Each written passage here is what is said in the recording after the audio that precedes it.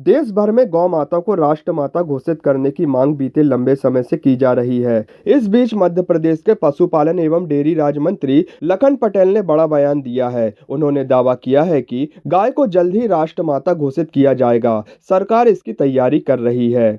मंत्री लखन पटेल आज जबलपुर के नानाजी देशमुख पशु चिकित्सा एवं पशुपालन विश्वविद्यालय के शपथ ग्रहण समारोह में शामिल होने पहुंचे। उनकी मौजूदगी में बीएससी एनिमल हस्बेंड्री के विद्यार्थियों ने सेवा की शपथ ली। कार्यक्रम के बाद उन्होंने कहा कि मुख्यमंत्री डॉक्टर मोहन यादव से चर्चा कर अनुरोध किया है। सरकार सिर्फ कागजी घोषणाएं करने के पक्ष में नहीं है। गाय को राष्ट्रमाता घोषित करने के बाद क्या सुविधा होनी चाहिए, इन पर भी विचार किया जाएगा। इसमें कई चीज़ें हम करने जा रहे हैं। एक तो जैसे आपने देखा होगा, निराश्रित जो गौवंश है जो सड़क पर दिख रहा है, उसके लिए हम लोग वन विहार और बड़ी गौशालाएं बना करके उनको एक एक जगह 15-15, 20-20 हज़ार तक गौवंश को वहाँ रखने का काम करेंगे, जिसका काम बहुत जल्दी 1 आध महीने के अंदर शुरू होने वाला है। ऐसे हम अलग अलग जगह 10, 12, 15 जगह अलग अलग चिन्हित किए हैं, तो वहाँ हम बनाने जा रहे हैं उसको। जैसे जबलपुर में भी आपने सुना होगा, माननीय मुख्यमंत्री जी आ रहे थे भूमि पूजन करने, लेकिन व्यस्तता के कारण वो प्रोग्राम पोस्टपोन हो गया, लेकिन काम चालू है। स्वीकृत हो गया तो वो काम तो चालू रहेगा, भले ही भूमि पूजन कुछ देर बाद हो। अभी माननीय मुख्यमंत्री जी ने भोपाल में भी भूमि पूजन किया था, उज्जैन भी हमारा प्रारंभ हो गया, इंदौर भी प्रारंभ हो गया, ग्वालियर में ऑलरेडी पहले से चल रहा है। तो हम ये अलग अलग जगह हाईटेक, आजकल देखिए सब चीज़ें सुविधाएँ बढ़ने के साथ साथ उनको स्वावलंबी बनाने की भी बात कर रहे हैं कि सिर्फ गौवंश एक जगह रख करके और उसको पालना थोड़ा कठिन भी है, आजकल खर्चे भी बहुत होते हैं, तो उसको स्वावलंबी बनाने के लिए भी हम लोग बातचीत कर रहे हैं कि इसमें कुछ ऐसा करें कि उससे ही जनरेट हो और उनका संचालन भी ठीक तरीके से हो, तो सरकार को भी लाभ होगा और नई नई चीज़ें भी सामने आएंगी। तो ये हम बहुत जल्दी करने जा रहे हैं। ऐसे बहुत से जानवर भी छोड़ देते हैं रोडों में, लगते हैं उनके, उसके लिए भी हम कानून बना रहे। देखिए, आपको मैं जैसे कह रहा हूँ ना कि जब हमारे ये गौशालाएँ बड़ी बड़ी शुरू होंगी, तो आप ये मान के चलिए कि उस जिस ज़िले में ये चालू हो जाएगा उस ज़िले में गौवंश आपको नज़र नहीं आएगा, क्योंकि औसतन गौवंश जो हमारे प्रदेश में है 8,54,000 निराश्रित गौवंश है। उसमें से लगभग अभी 3.5 लाख हमारा गौशालाओं में हैं।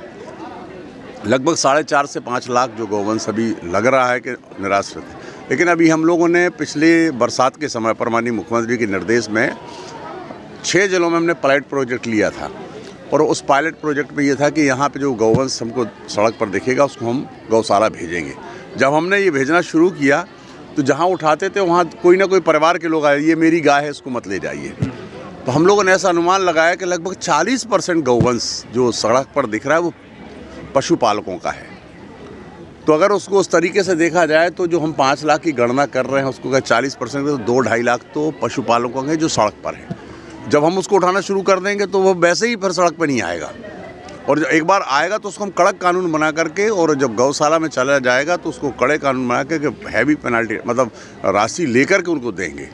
मंत्री लखन पटेल ने लोकसभा नेता प्रतिपक्ष राहुल गांधी और वायनाड सांसद प्रियंका गांधी के महाकुंभ में स्नान की चर्चाओं पर कटाक्ष किया है। उन्होंने कहा कि विपक्ष के नेता यदि कुंभ में स्नान करेंगे तो कुछ तो काम होगा। कुंभ स्नान से उनके पाप भी धुलेंगे और वह स्वस्थ भी होंगे। मंत्री लखन पटेल ने दिल्ली में बहुमत से भाजपा की सरकार बनने का दावा किया। उन्होंने कहा कि भाजपा पर जनता का भरपूर आशीर्वाद है। लोगों ने कहा हरियाणा में सरकार नहीं बनेगी, 2/3 बहुमत से बन गए। महाराष्ट्र में कहा सरकार नहीं बनेगी, वहां भी जनता ने 233 सीट जिताकर भाजपा को जिताया। दिल्ली में भी भाजपा की सरकार स्पष्ट बहुमत से बनेगी। भारतीय जनता पार्टी पर अभी भरपूर आशीर्वाद जनता का है, और लगातार आप देख रहे हैं लोग बोल रहे थे साहब हरियाणा में सरकार नहीं बनेंगे, 2/3 बहुमत से बन गए।